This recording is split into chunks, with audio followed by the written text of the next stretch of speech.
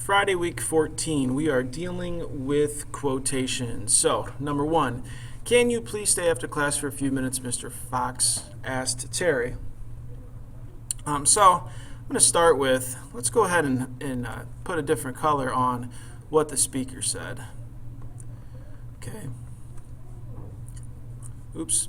Actually, the Mr. there would still be in black because what happened was, can you please stay after for a few minutes, Mr. Fox asked Terry. So our actual quotations would go around there with the can you please, all right, then stay after a few minutes. All right, so that's out of the way. We know what's being quoted. We have our quotation marks in. Then it's just a matter of cleaning a few things up. We have to put a question mark at the end of the sentence. That takes care of that. Since we have a question mark, we don't have to worry about putting a comma in. This question mark takes care of the comma or the extra period, whatever we need. That takes care of that. So that's good for number one. Now number two gets a little bit harder because we have an interrupted quotation. I wonder, that's the first thing Beth said. She said, I wonder. Okay, but then she said, why the neighbors are making so much noise. So really, what she said was, I wonder why the neighbors are making so much noise. Since it is just one sentence, we don't worry about periods. We put our quotations around just like we normally would, around I wonder and around why the neighbors are making so much noise. We still put those in. Now, where it changes is right here after wonder. We don't put a period after wonder because that was not the rest of her sentence, okay? So we put a comma. Then we have said Beth. Well, since it was not the end of the sentence, we go with a comma again.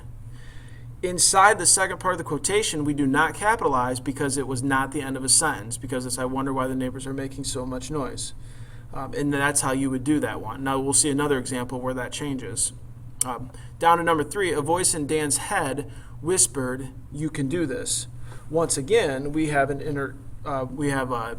I shouldn't say an interrupter, but we have a speaker tag. It's real long though. It's a voice in Dan's head whispered.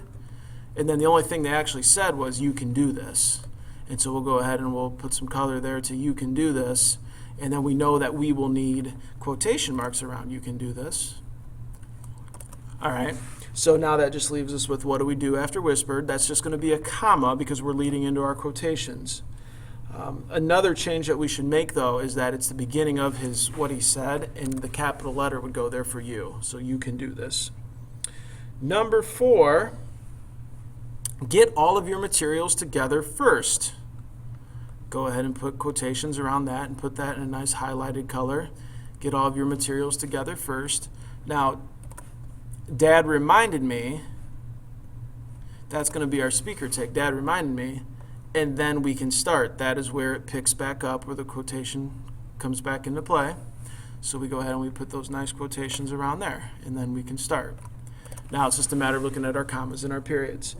In this case, Dad is still only saying one compound sentence. Get all of your materials together first, comma, there's my comma, and then we can start. And so you don't need periods there either. Now, you would need to put another comma, though, after me because you're leading back into the quotation mark. All right, and finally, number five, Lee muttered. Right there's our speaker tag. Lee muttered. What did he mutter? I'm never going to forgive Tran for getting me into this mess. And so we go ahead and highlight what the speaker said. We put quotations around that. We have those quotations around there. One last thing we need to do right there at the beginning is we need to put a comma after muttered again to lead into our quotations. And that will take care of the quotations for Friday, week 14.